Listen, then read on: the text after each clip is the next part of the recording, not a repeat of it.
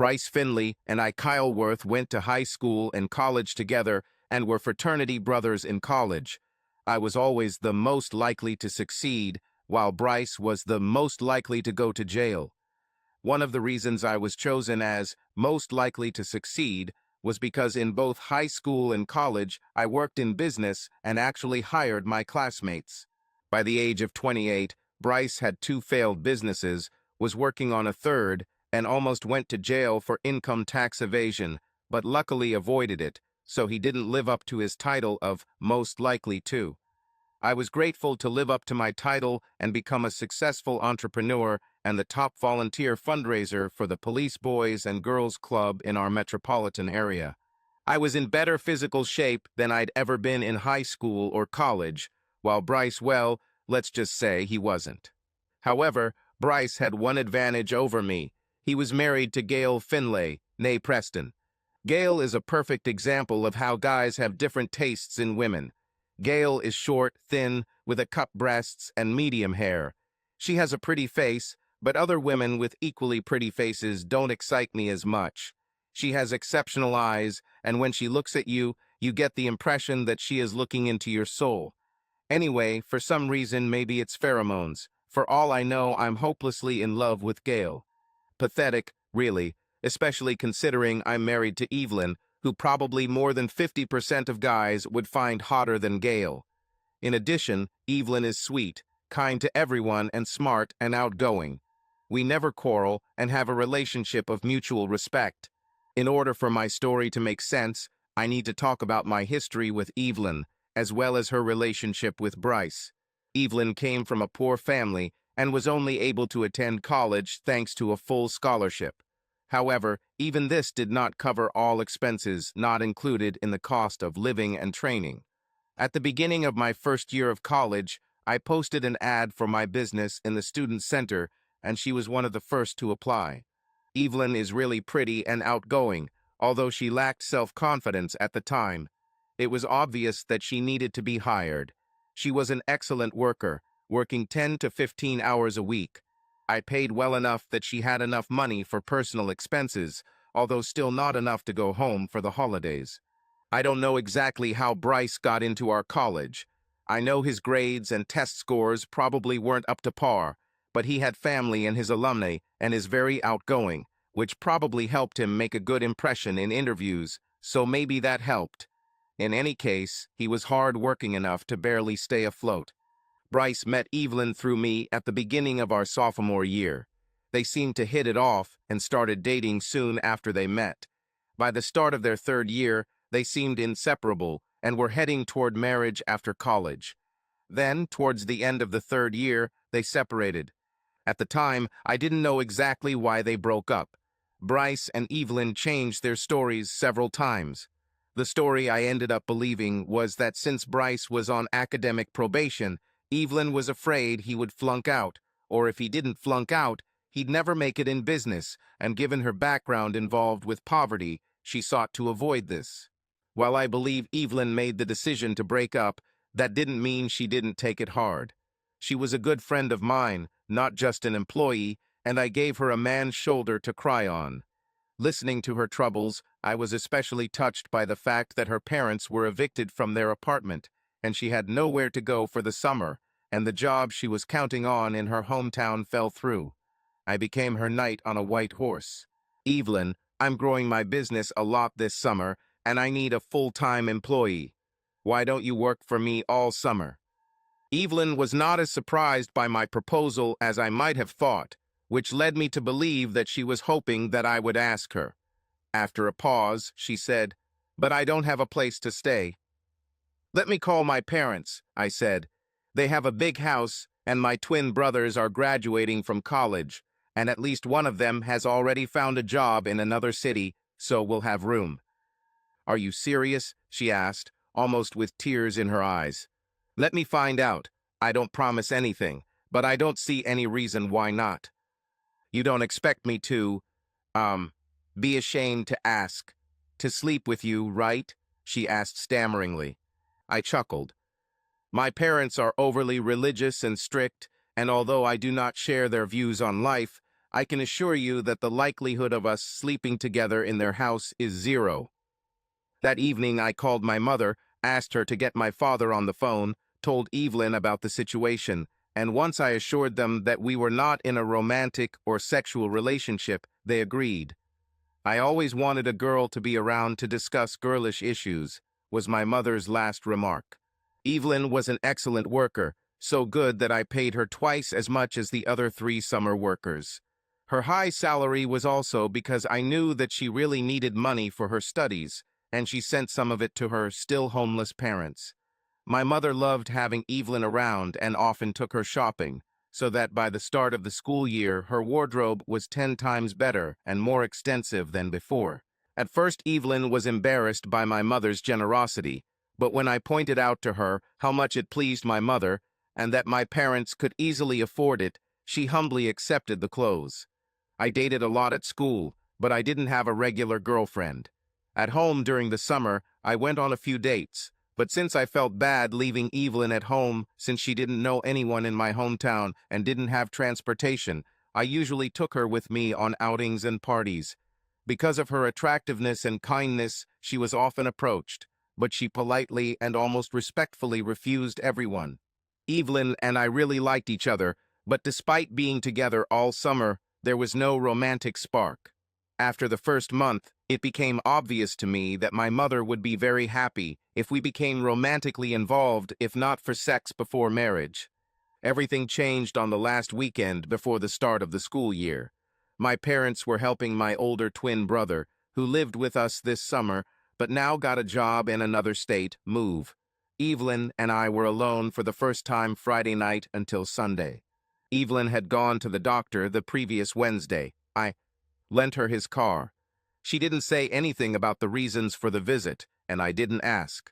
We ordered Chinese food on Friday night, and Evelyn was more insistent than ever that we watch the DVD she bought. I didn't mind because I didn't want to go anywhere. After a walk around the neighborhood to digest, we sat in my parents' home theater, and Evelyn put in a DVD and sat next to me, resting her head on my shoulder even though we were sitting in theater seats. I didn't recognize the movie until about 20 minutes had passed, and it turned out to be a bland film for adults. I gulped as the first steamy sex scene began, and I began to have an unwanted reaction. Even though the room was quite dark, Evelyn noticed it. How did I know she noticed? Because she ran her hand down my pants. As I looked at Evelyn with an expression that was probably somewhere between surprise, bewilderment, and lust, she kissed me tenderly on the lips and, looking into my eyes, said, "You'll never make the first move, so I will." With these words, she stood up and began to undress to the music from the film. When she was completely naked, she pulled me to my feet. Her premeditation, if I had any doubts, was confirmed when she suddenly took 2 training mats from the second row of seats and placed them on the floor, then placed my hands on her chest and began to kiss me passionately. As I already said, Evelyn is a very attractive woman, both in appearance and in character, so I quickly took off my clothes. Soon we were lying on the mats, caressing each other. A few minutes later, we were having sex. Our first sex was sweet, really, really sweet. When we returned to school, we were already a couple.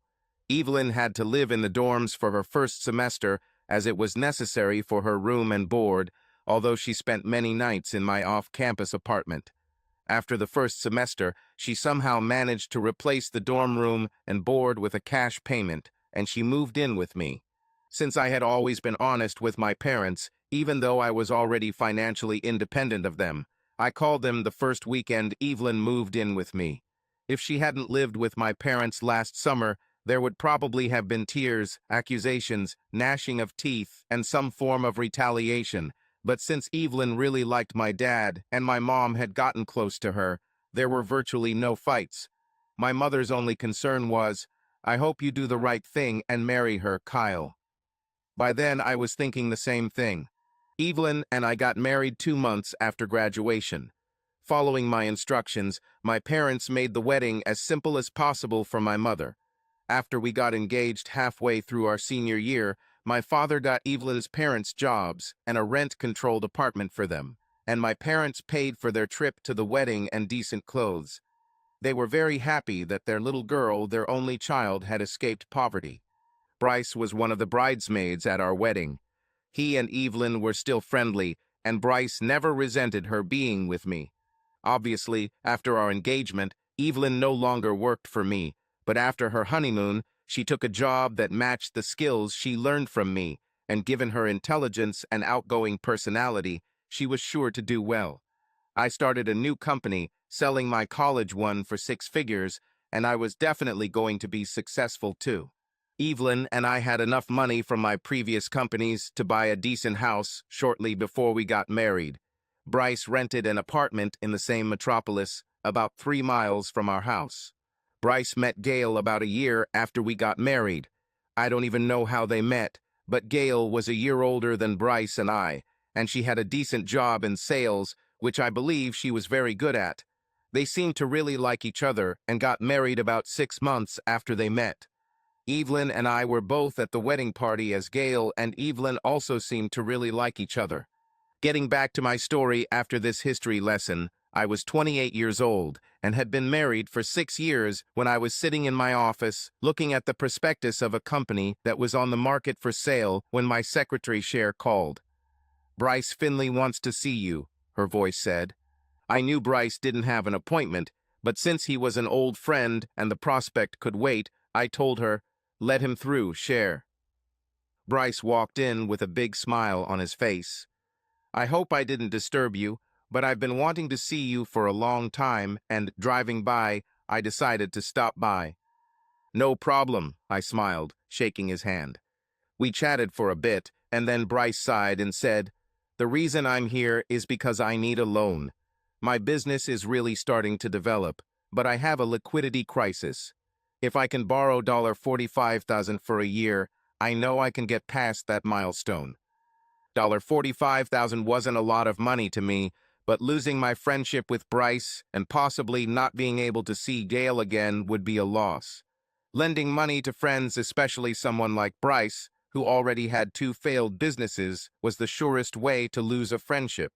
I tried to gently refuse Bryce, including telling him the universal truth that borrowing money leads to loss of friendship, but he was persistent, and I actually saw tears begin to form in his eyes. Finally, I gave in and said, "Okay, give me your latest financial report and a 1-page note about what the money will be used for and how it will make a difference, and I'll take a closer look at it." "Can I email all of this today?" he asked. I really want to get the loan by Monday of next week." "Of course," I smiled. We shook hands and he left. I received his email within 90 minutes. I looked at him and, as expected, he didn't know what he was doing. I wondered how he could have a business degree and still be so inexperienced. I had a lot to think about, so I called him and told him I would give him an answer by Monday, and if I agreed, I would send a check by courier. On Saturday, Evelyn and I went to a pool party that our friends were throwing at their mini mansion in a remote suburb. By the time we drove there, I was sure I would turn Bryce down. I just didn't know how to soften the blow. Imagine my surprise when we arrived at the party and Gail was there. It turned out that she went to college with our owner, Sherry Jepson.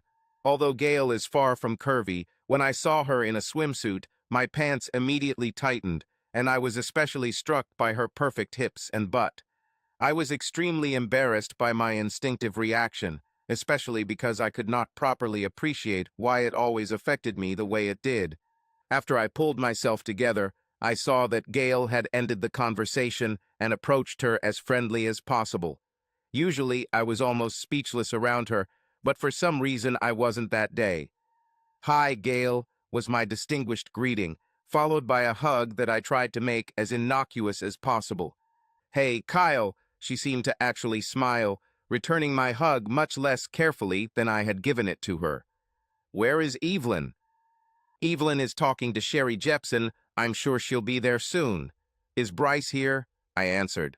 "No," she frowned. "He's trying to put out fires at work this weekend. I'm a little worried about him. He's been under a lot of stress about his business lately, including talk that we might have to move out of our rental condo. But today, no troubles, let's have fun. Why don't you put on your bathing suit and we can go for a swim in the Jepson's pool. I've always heard good things about semi-salt Olympic infinity pools and have never seen one like this, and since no one else is swimming yet, we can baptize him. You can be sure that I changed my clothes in 60 seconds, and we dived into the water together. We swam lazily for 6 laps, chatting as we did, and then she challenged me to a competition. I probably wouldn't have won against her anyway since my muscles are designed for lifting weights and running, not swimming, but I slowed down a little at the end for her to win so I could compliment her without feeling like too much of a pervert. I spent more one-on-one time with Gail at the party than I had ever had in my life up to that point. It was probably, considering when we were in small groups, more than 2 hours of time together. I didn't ignore Evelyn, and she seemed to be having a great time without my constant attention. Gail arrived with someone who wanted to leave early, but I asked her to wait while I talked to Evelyn. In the sweetest way, I asked Evelyn if we could take Gail home, and she happily agreed. This gave me even more time with Gail during the 50-minute drive to her condo. Gail, who was sitting in the back, and Evelyn had a great conversation during the ride, and, as always when they were together, seemed to get along great. I had to keep checking my rearview mirror. I didn't want some spy car following us until I noticed I was getting horny again, so I had to look straight ahead. After spending a significant portion of the day with Gail, when I brought Evelyn home, there was no way she could escape passion. As soon as she came out of the shower, wrapped in a towel, I stood there naked and with an evil smile on my face. "What are you looking at like that, pervert?" Evelyn asked with a slight smile on her face. "I'm looking at the one I wanted to make love with all day, but couldn't in polite company. You looked so hot in your bikini that I almost had sex with you on the pool deck," I growled, maintaining my devilish smile. "I thought you were looking at Gail Finley," she said in a tone that was difficult to decipher. Perhaps she was serious, or perhaps provocative. I did not care. "In an hour, you'll tell me who I wanted in the Jepson's pool, bitch," I growled again, walking up to her and ripping off her towel. Evelyn screamed. I picked it up and threw it over my shoulder like a caveman. She tapped my back, saying, "Let me go, you animal." I threw her on the bed, and we had sex. I might feel both embarrassed and guilty for thinking about Gail while having sex with Evelyn. Gail wasn't done playing with my mind yet. I woke up from a dream about sex with Gail excitedly, hugging Evelyn. We had sex again. The next morning, Evelyn was all smiles. If yesterday she was annoyed by something because of my attention to Gail, yesterday's sex completely erased it. Not only did she not know that her euphoria was due to my thoughts about Gail, on Sunday I started to feel remorse. I realized that although my relationship with Evelyn was based on sympathy, respect, and deep admiration, and although we both enjoyed our sexual relationship, passion was absent. The passion of Saturday night and early Sunday morning was caused entirely by my fantasies about Gail. This really, really bothered me. After my interactions with Gail on Saturday, I stopped seeing Bryce's loan as a business transaction.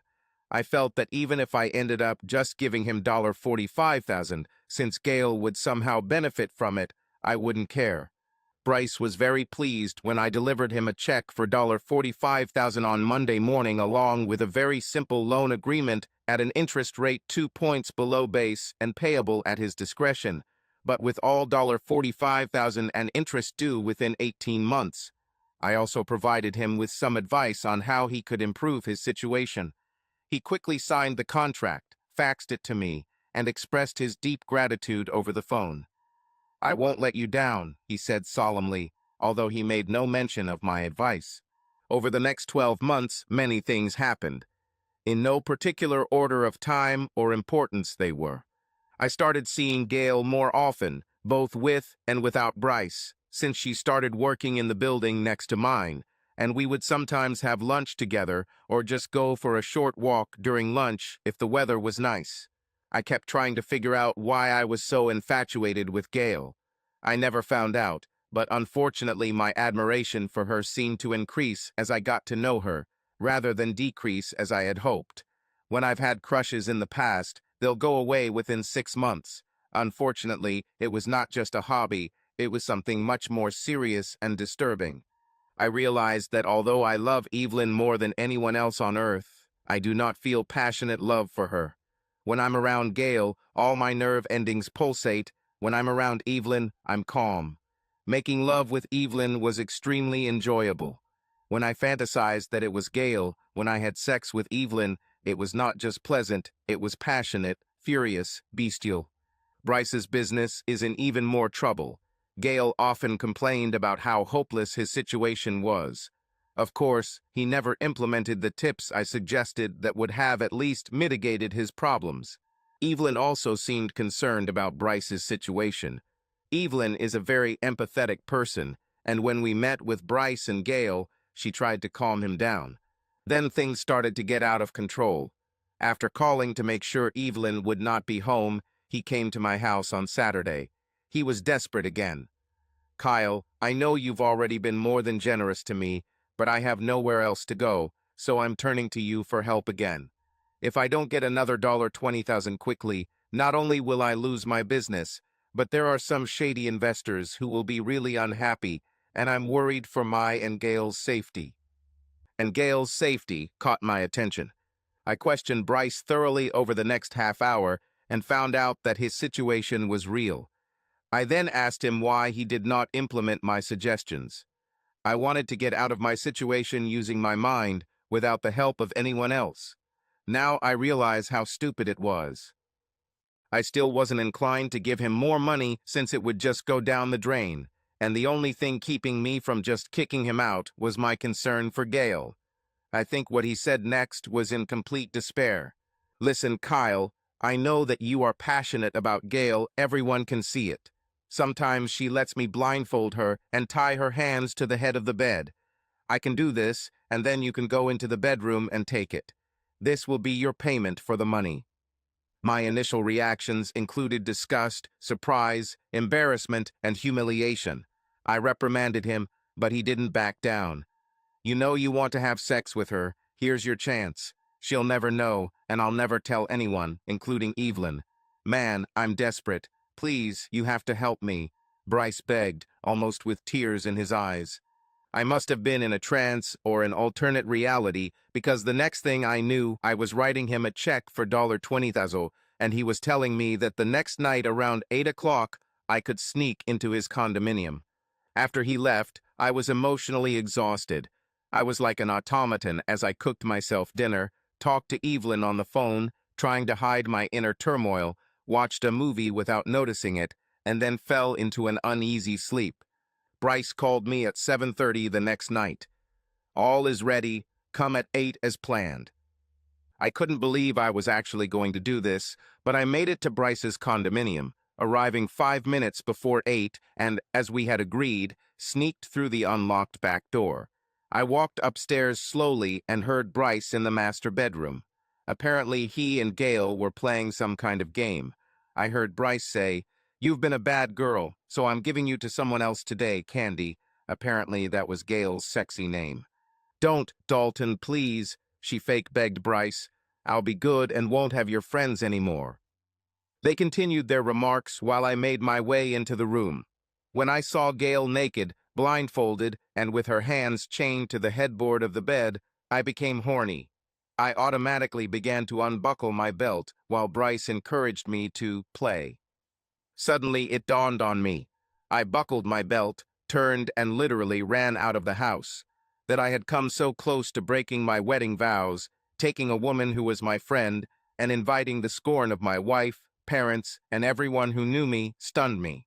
I threw up in the bushes in front of Bryce and Gail's condo, somehow made it home without getting into an accident, and collapsed in the guest bedroom, curled up in the fetal position, and literally crying myself to sleep. Still racked with guilt, I called my secretary Cher on Monday morning and told her I wouldn't be coming and that she would reschedule my appointments for Monday. While I was drinking a cup of tea around 10 in the morning, the doorbell rang. Seeing that it was Gail, I almost didn't open the door, but I decided that even if I'm a pervert, I'm not a coward, so I opened the door. Without smiling, Gail walked in and said the famous words, "We need to talk." "Should I pour you something?" I asked timidly. Gail was already sitting in my living room when she replied, "I'm here to hit. Slap your ass instead of drinking a mint julep, so sit down." I sighed and did as I was told. What the hell were you doing in my room last night when I was naked and starting to unzip my pants? Were you going to have sex with me? I, I thought that you, were, blindfolded, I stammered, looking anywhere but at her. "Look at me, you idiot," she said sharply. As I continued to look down, she stood up, walked towards me, and slapped me in the face. I said, "Look at me." Despite the pain in my cheek, I raised my eyes and looked at her. Her emerald green eyes literally pierced my soul. "Bryce is a goofball. The blindfold was not tight and partially transparent. I saw you there. As soon as you ran away, I forced Bryce to release me, and then I gave him a dressing down. He kept claiming that he didn't know you were coming, but obviously he was lying, because even a pervert like you wouldn't enter the house without an invitation. And it's clear that you came through an unlocked door," she said furiously. I lowered my eyes to the floor again. Gail grabbed my hair and lifted my face so I was looking at her. "Tell me what the hell is going on." "Okay," I said. "Sit down and I'll tell you everything." I decided that the time for lying had passed. "I'm hopelessly infatuated with you. I hate myself for this. I hate that the most passionate moments of my love with Evelyn happen when I fantasize about you. I don't even have the slightest idea why you bewitched me. I thought I had successfully hidden my crush, but apparently even Bryce, who is definitely not the most observant person in the world, noticed, so I'm sure Evelyn noticed too, and it hurt her." I tried to gauge Gail's reaction, but her face remained blank, so I went ahead and told her all about my contacts with Bryce, how I had helped him with $45,000 that I was sure I would never get back, his plea for an extra $20,000 or he feared for his and yours, security, and about his idea to get me to agree by fucking you without you knowing it's me. By the time I finished speaking, Gail's face was full of emotions. I just couldn't pinpoint which ones. After a pause, she asked, "So why didn't you fuck me?" "Because it wouldn't be your choice, and you definitely don't deserve it. Because I would cheat on Evelyn, and because I could never meet you, my parents, or Evelyn again," I replied. There was the most awkward silence of my life that lasted what felt like hours, but was probably only a couple of minutes as Gail looked at me, and I occasionally met her gaze, and then looked at the floor again. Finally, she stood up, walked over to me, lifted my chin, and kissed me passionately on the lips. When she let go, she said, "You're so damn naive and inexperienced that I doubt you can be saved. I'll contact you after I meet Evelyn tomorrow. She and I are having dinner tomorrow night, so make other plans." Gail then turned and walked out of the house, swaying her hips. I don't know if my Y chromosome makes me naive or stupid, or if it's something in my upbringing or education. All I knew was that I had no idea what was going on. Last night's near disaster and Gail's visit had so agitated my mind that I didn't know what to do, if anything to do at all. On Monday, I was essentially a zombie. I think I was reading some documents for work, but didn't remember the information in them, and was watching some mindless TV, but was not alive when Evelyn returned home around 6:30 p.m. Evelyn greeted me with a kiss as if nothing had happened, even though I knew she was talking to Gail. To what extent the information had been conveyed, I didn't know, and then asked, "Have you eaten yet?" "No, I was waiting for you," I replied, trying to sound cheerful. "Great. Let's go to our favorite restaurant nearby, Luigi's," she smiled. "I wouldn't mind having eggplant parmesan." That's what we did. During dinner, we kept the conversation light. I heard news about her parents. Luckily, it was good news as my dad got them a job and a rent-regulated apartment. She told me about interesting things at work and grilled me a little about some of my projects at work. She surprised me by asking about my loans to Bryce, since I didn't remember ever telling her about it, was curious why he didn't follow my suggestions, and wondered if there was a chance I would ever pay the money back. I told her that I was unlikely to return it. On the way back, she mentioned that she was having dinner with Gail tomorrow. When we got home, she turned on the music and insisted that I dance with her, We'd been taking a few dance lessons, and she wanted to practice, and then she led me upstairs to the bedroom. Evelyn initiated the shower together, and I only got my hands slapped 6 times, a record for me in shared showers, and then she tenderly made love to me in our bed and fell asleep on my shoulder. Her last words before she fell asleep kept me awake all night. No matter what happens, I'm so glad we were married. It was the joy of my life. Despite almost no sleep, I went to work on Tuesday morning. I was surprised that I was actually able to get quite a lot of work done. I ate at a local delicatessen around 6:00 p.m. since I knew Evelyn wouldn't be home and got home around 7:15. I was exhausted and fell into a deep sleep by 7:45, barely able to take a quick shower before passing out in bed. Evelyn was next to me when I woke up the next morning. She also woke up and kissed me tenderly on the lips. At breakfast, I asked her about her dinner with Gail. She will come to our place on Thursday at 6:00 p.m. to eat Chinese food and talk to us. Make sure you get off work on time. Um, about what? About what? I asked, stammering. You'll see, Evelyn replied with a smile. On Wednesday evening, Evelyn and I had a very cozy and pleasant evening. I was able to get a good night's sleep and not have to worry about Gail's visit. I decided to look at it like a visit to the dentist. If you think about it 24 hours before your appointment, you will suffer for 24 hours. If you don't think about it in advance, you'll only suffer for those 10 minutes while the dentist drills. I found it odd that when Gail arrived on Thursday evening, she had a small suitcase with her when I opened the door. I asked her about it, and she said something like, "I brought something for Evelyn," before changing the subject. We ate Chinese food while chatting. I think I managed to avoid looking at Gail's eyes, hips, or ass. After that, as soon as we cleared the table, everyone went into the living room with a glass of wine. As soon as we sat down, a serious conversation began. Gail spoke first. "Kyle, you are probably the savviest businessman I have ever met. Everything you touch turns to gold.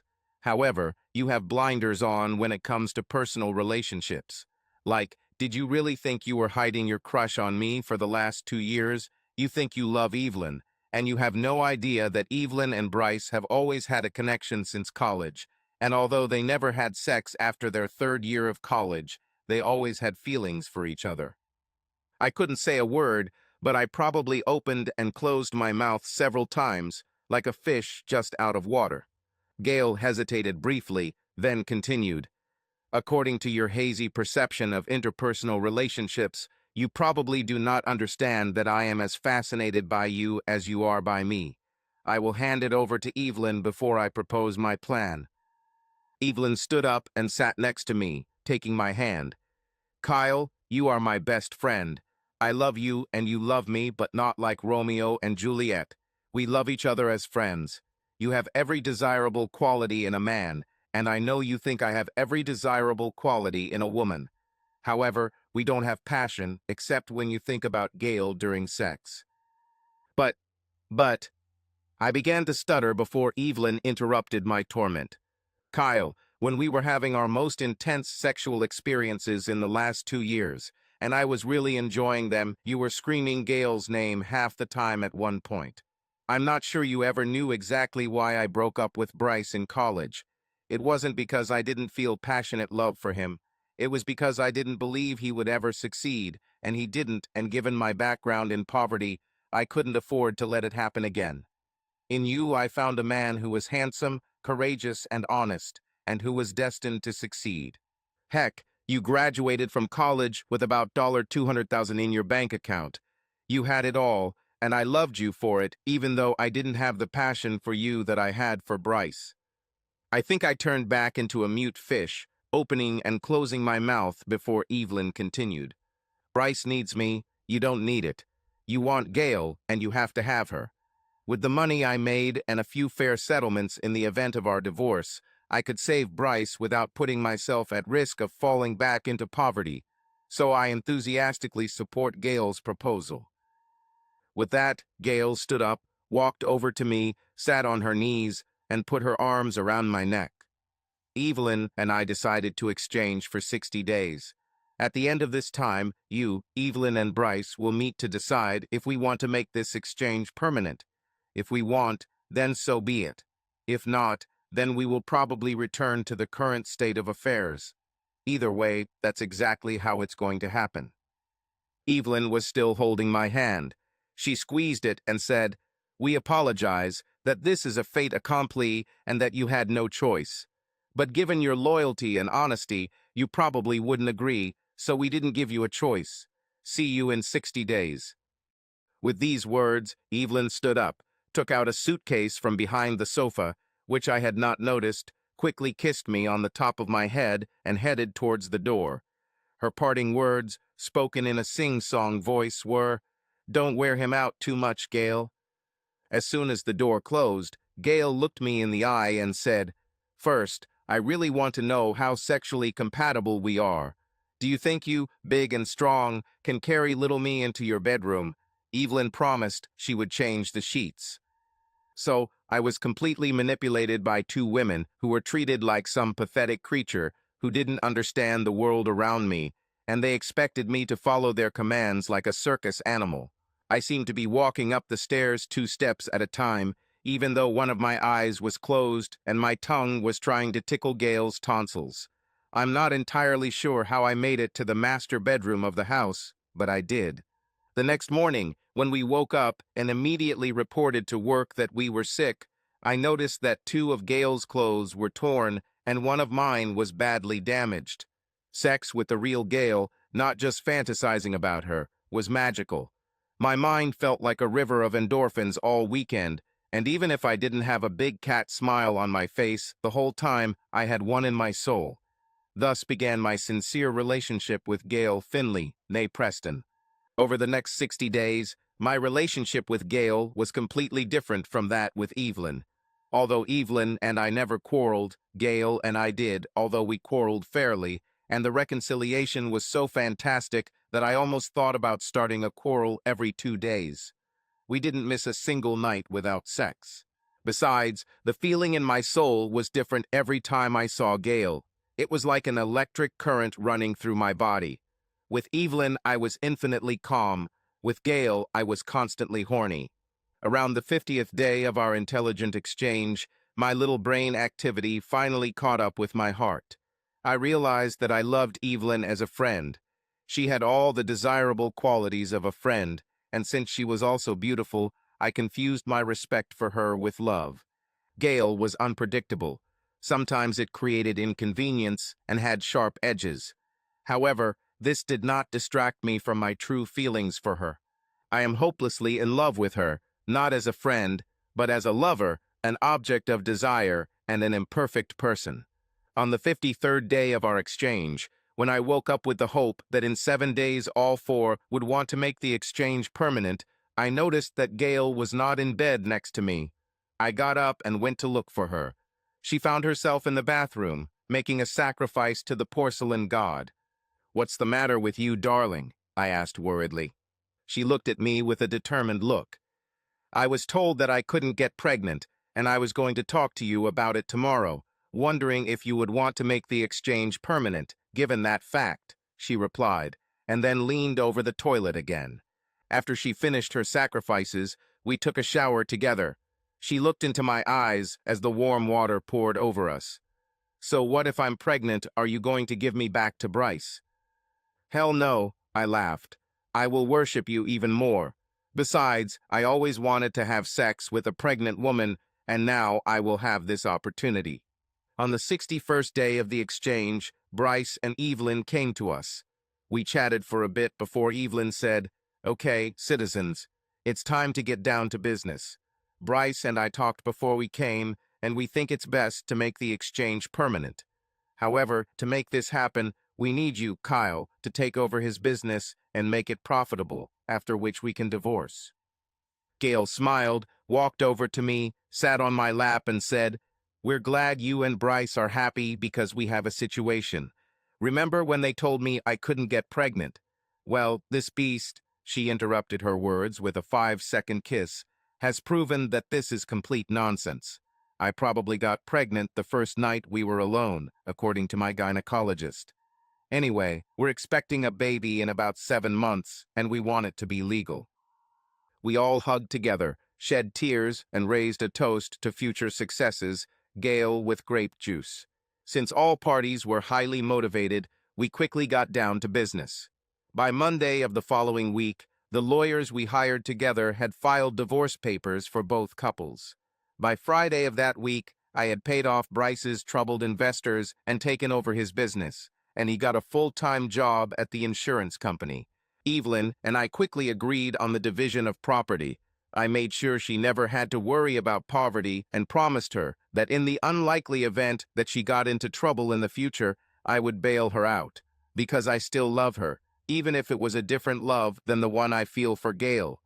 With the full cooperation of all four parties, the divorces proceeded in record time, and as soon as they were finalized, Gale and I were married, with Bryce as best man and Evelyn as bridesmaid. We switched places a month later when Bryce and Evelyn got married. I made Bryce's business profitable within 6 months and sold it for a profit within a year. It's been 10 years since Gale and I first slept together. We have 3 children, 2 girls and a boy, who have become the loves of our lives. Gale is still unpredictable, but my love for her grows every day, and even someone as naive as me can see that her love for me is the same. We have the best life imaginable. We see Bryce and Evelyn at least once every 2 weeks, if not every week. They are doing well financially since Evelyn is successful and Bryce works for a large company and does not have to make difficult financial decisions. They decided not to have children, but they are a great surrogate aunt and uncle for our children.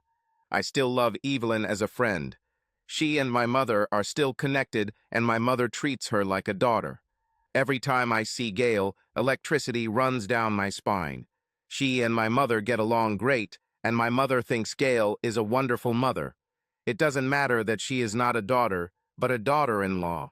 Bryce and I are as close now as we were in college, now that his troubles with failed businesses are a thing of the past. It's really strange how things turn out when you make a smart trade. The story is told from the perspective of Kyle Worth, a successful businessman. In high school and college, he was close friends with Bryce Finley, but their destinies were different. Kyle achieved success, and Bryce faced financial difficulties.